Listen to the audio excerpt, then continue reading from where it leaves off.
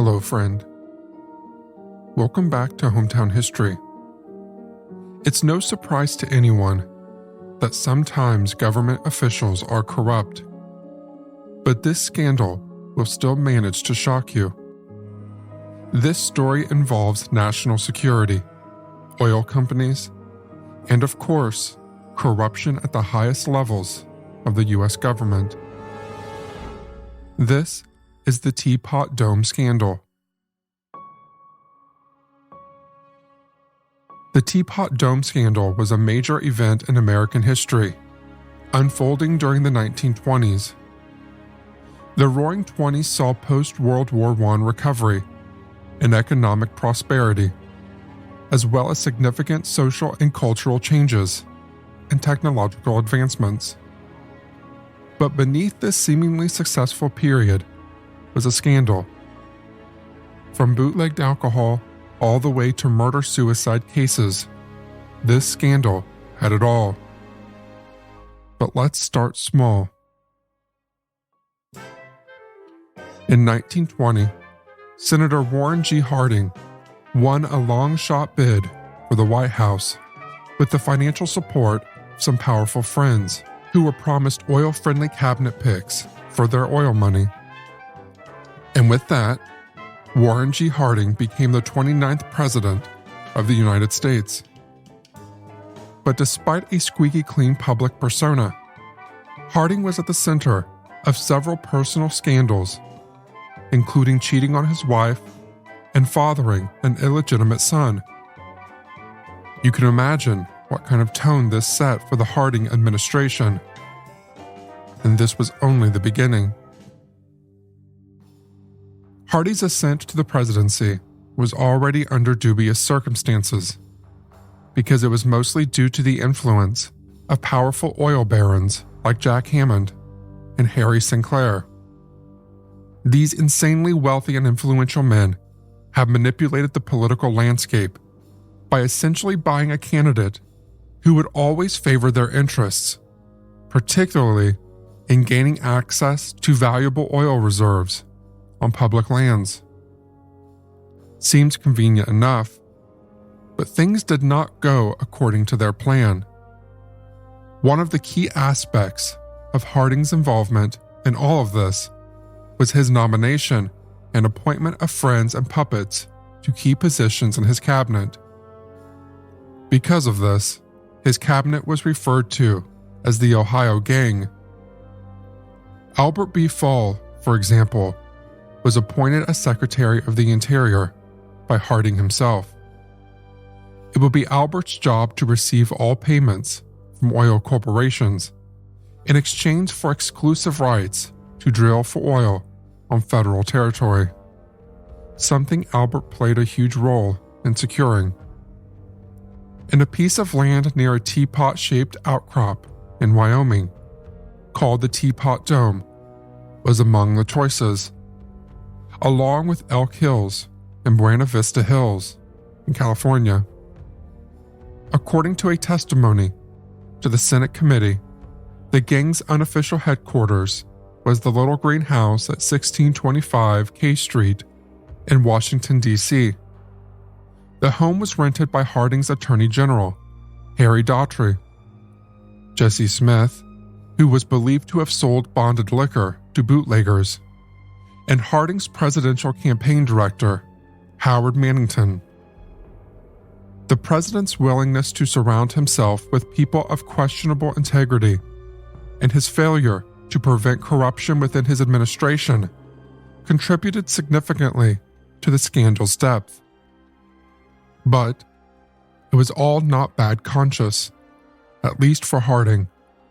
Even though he is usually associated with the Teapot Dome Scandal, it's important to remember he was never found directly to be involved in the corrupt activities that took place. In fact, during his presidency, Harding aimed to promote a return to normalcy after World War I. It's not a very strong or controversial stance to take, but that's what his campaign was about. He advocated for less government intervention and wanted economic growth and stability. So he always had good intentions, even if the way he came into power wasn't ethical. The other players involved in his election to the White House were driven by self-interest, and unfortunately for Harding, he was now the puppet of men who are ready to manipulate the entire political system and exploit the nation's resources. And among these resources was the Teapot Dome oil reserve, owned by the public and known for its rich oil deposits. This made them valuable assets for the United States, especially after the damaging effects of World War I. These reserves in Wyoming were considered one of the largest oil fields in the U.S. at the time. So the reserves were set aside at the request of the United States Navy. The thing here was that the Navy had been converting coal-powered ships to oil-powered ones since 1909. And as the number of such vessels increased significantly, officials wanted to make sure there would be enough oil available in the event of a war or other emergency. But Teapot Dome, with its hundreds of millions of barrels of publicly owned oil, became the target for personal gain. Now, as I mentioned, Albert Fall was appointed as Secretary of the Interior in 1921 by President Harding. But even before that appointment, Albert was making backroom deals with oil interests, campaigning for balancing the interests of conservation and development. There were several discussions at the time between the benefits of conserving natural resources and the benefits of enabling large-scale development with oil. And it's no surprise that once Albert was appointed, the scales tipped in favor of development. Albert was a politically powerful senator, lawyer, miner, and rancher. Like Harding and his other powerful friends, Albert also enjoyed a good game of poker. They had enough common ground and friends that he was able to convince Harding to transfer supervision of the petroleum reserves to him, a task initially assigned to the Navy.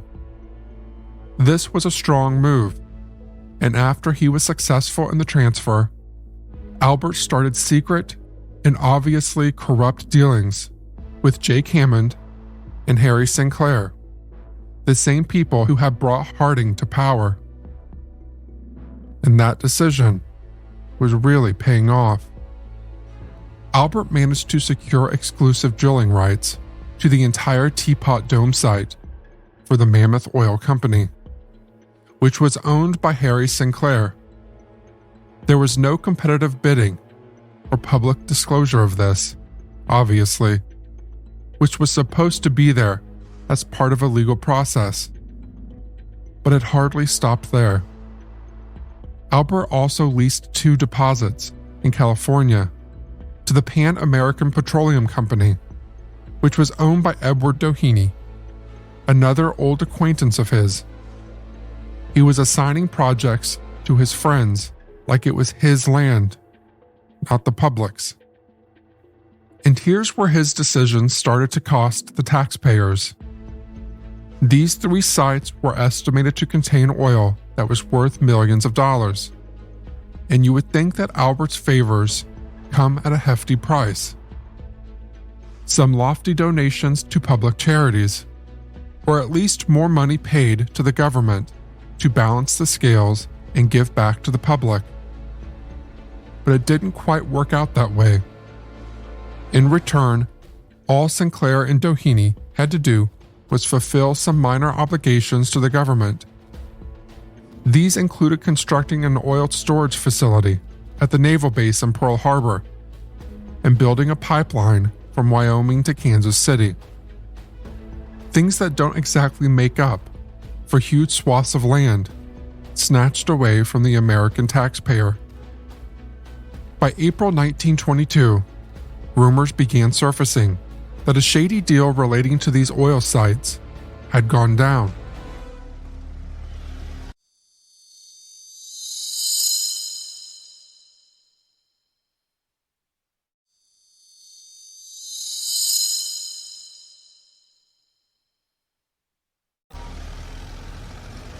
It started when local Wyoming oilmen started noticing trucks with the Sinclair logo bringing oil field equipment up to Teapot Dome. And then, the news was published in the Wall Street Journal on April 14, 1922. It read, "Sinclair consolidated in big oil deal with U.S." I would say the headline downplayed the true impact of this scandal, and it wasn't nearly as explosive as the article itself, which detailed the deal between the U.S. government and the Sinclair Oil Company. This deal granted Sinclair exclusive drilling rights to the Teapot Dome Naval Oil Reserve in Wyoming, estimated to hold millions of barrels of valuable oil. And this confirmation shattered the public's trust in the government and revealed the extent of corruption within the highest levels of power, which made sense considering how they trusted their president to prevent something like this from happening. This would clearly lead to devastating effects on the economy that was only starting to recover from the repercussions of World War I. More than that, it highlighted the influence that big businesses and wealthy people can have on the government. Were elected politicians really trustworthy, able to keep aside their own personal agendas for the betterment of the country? Or were they only acquiring positions of power to share the country's resources with friends and family? A question, I guess, every single democratic country must ask. The day after the scandal broke in the papers, Wyoming Democratic Senator John Kendrick presented a resolution to launch a Senate investigation into the backroom dealings. This was the start of one of the most significant criminal investigations in Senate history. At the same time, elsewhere, Albert Fall was battling another problem at work. One of the people who had backed Harding at the time of his election, Colonel James G. Darden, was now claiming first dibs on the Teapot Dome site. And in a desperate attempt to handle the situation, Albert persuaded a hesitant President Harding to order the U.S. Marines to block James Darden's drilling efforts at the site. When the Denver Post's publishers learned of this conflict in the government, they publicized it and used threats of more scathing editorials about Teapot Dome to blackmail Sinclair into paying $1 million to them and another oilman who felt cheated by the Teapot Dome lease. President Harding, who was now understandably afraid of more negative press, also pushed Sinclair to pay off the publishers and the oilman. But at this point, one thing was clear. Both the president and Albert Fall had bitten off more than they could chew. One corrupt decision was now snowballing. In January of 1923, Albert Fall resigned as Interior Secretary, apparently to spend time on his recently purchased ranch in New Mexico. But more likely, it was to participate in lucrative oil negotiations in Mexico and the Soviet Union for both Doheny and Sinclair. He might have been out of the cabinet, but the Senate investigations into the Teapot Dome continued. Legal actions were initiated against key figures involved in the scandal, led by Thomas Walsh, exposing illicit dealings within the highest levels of the U.S. government. As a result, many members of Harding's cabinet faced legal actions and accusations of corruption. But the primary focus was Albert Fall. He was the one who had played a pivotal role in the scandal and executed most of the deals for the oil barons.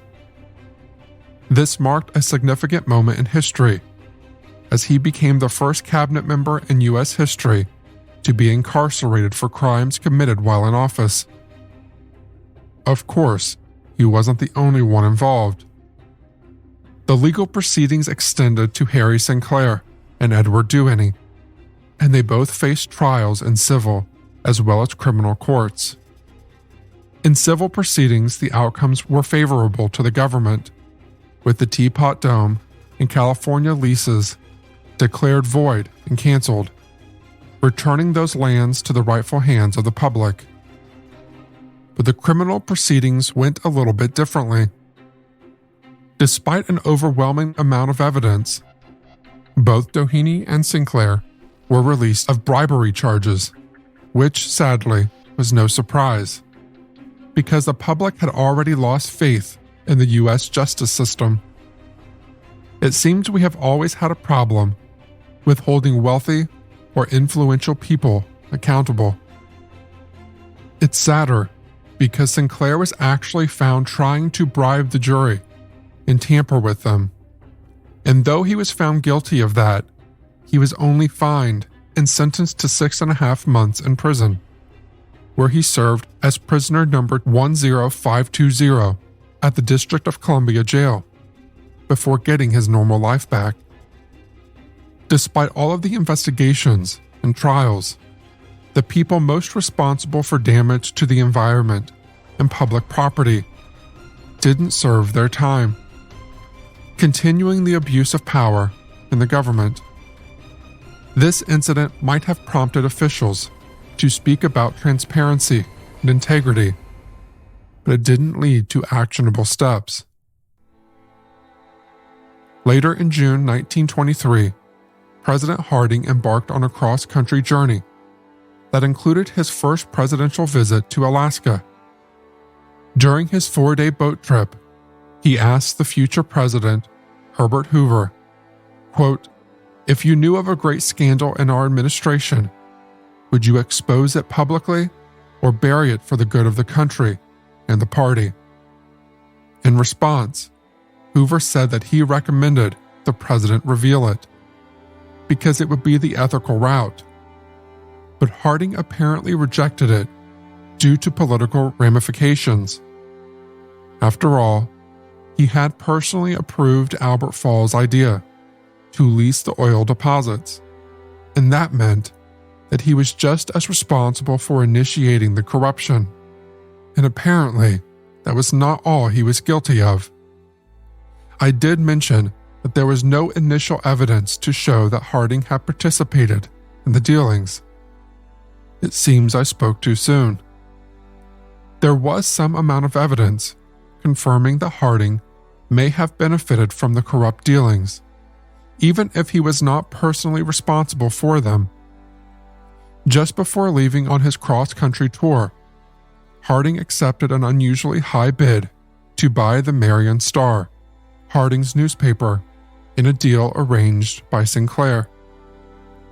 The president and his wife, Florence Harding, also told their acquaintances about a year-long all-expenses-paid cruise around the world that they planned to take with 50 of their friends when Harding's 4-year term ended. Sinclair was likely funding that whole adventure, which would take place on his own luxury yacht. That hint of extravagance in their lifestyle did make people suspicious of the source of their wealth.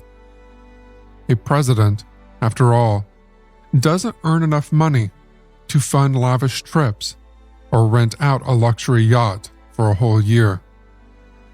But even with all that, Harding and his wife did not actually have the chance to take advantage of their new fortune.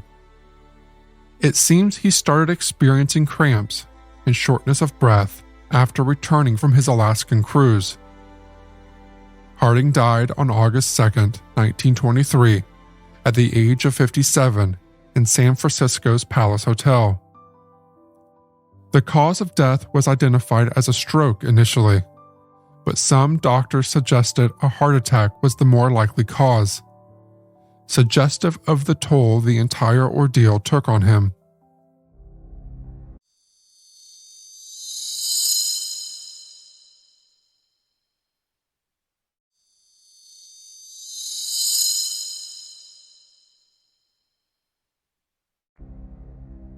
On the other side, Albert Fall was still under the microscope for all his dealings during his time as a cabinet member. Under President Calvin Coolidge's new leadership, 2 special prosecutors, one Democrat and one Republican, to keep it fair, were appointed to oversee the probe. The investigation would soon discover that Albert had obtained a $100,000 interest-free loan from oil man Doheny in order to purchase land for his massive New Mexico ranch. Doheny revealed to the Senate in a statement that he had arranged for his son Ned Doheny and his friend Hugh Plunkett to deliver the money personally to Albert. Investigations also revealed that Sinclair transferred a huge herd of sheep to his ranch and had his company transfer approximately $300,000 in Liberty bonds and cash to Albert's son-in-law. These seemed like huge sums of money, and they were, but these amounts paled in contrast to the hundreds of millions of dollars the oil men were making from the Wyoming and California oil reserves. They were making a clear profit, and they knew that coming into this game.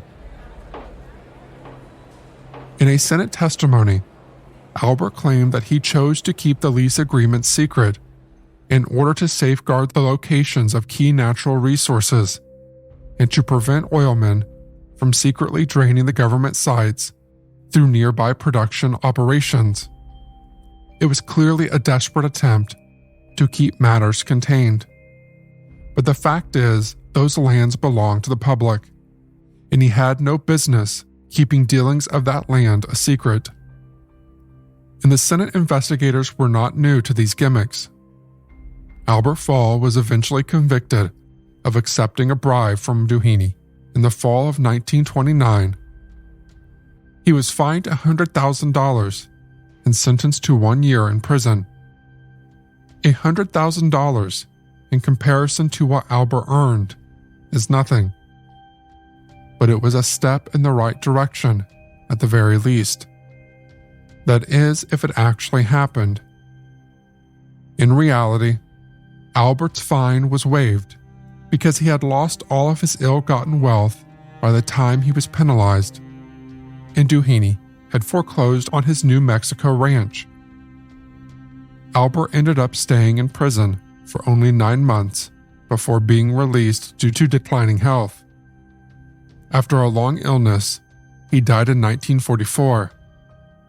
All that money, and it couldn't save him. And then there was one, Doheny. Doheny was also lucky, as he was found not guilty of offering bribes, since both he and Albert claimed the sum was really a loan. But he couldn't celebrate just yet. Before the verdict came down, Doheny's son was shot and killed in the family's luxurious New Beverly Hills mansion. The news was sad itself, but what made it worse was finding out who did it. An investigation revealed that the killer was his longtime friend, Hugh Plunkett, who later, possibly out of guilt, killed himself. It's possible that Plunkett got scared that authorities would charge him and Ned Doheny for delivering the huge bag of cash to Albert at his ranch. It was a clear indication that things were starting to get messier than anyone had expected. So, what happened to those oil reserves? Well, the Supreme Court invalidated the suspect oil licenses in 1927, and production at Teapot Dome and the California locations was stopped. Oil was eventually tapped at Elk Hills under newly established agreements between the federal government and the oil business to support U.S. operations during World War II. During the 1970s energy crisis, all naval oil stores were tapped to full production. Later, under President Bill Clinton, Congress authorized the sale of the Elk Hills oil site to the highest bidder in 1995, as part of a larger push to delegate some federal functions to private businesses. The Occidental Petroleum Company had taken over production at the site by 1998. Then, in January 2015, the Department of Energy sold the infamous Teapot Dome Reserve. This time, ethically. After a bidding process, as should have been followed by President Harding. After producing 22 million barrels of oil and making $569 million for the U.S. government, Teapot Dome was sold for $45.2 million to the Stranded Oil Resources Corporation. With time, the scandal of Teapot Dome faded away. Today's episode shows us that one enduring impact of the Teapot Dome Scandal was the exposure of vulnerabilities in the American political system. It highlighted the dangers of allowing private interests, like wealthy oil barons, to influence political decisions for personal gain. The scandal eventually prompted reforms and increased scrutiny over government actions. It fueled a desire for transparency and accountability, pushing for legislation and regulations to prevent such abuse of power from happening again.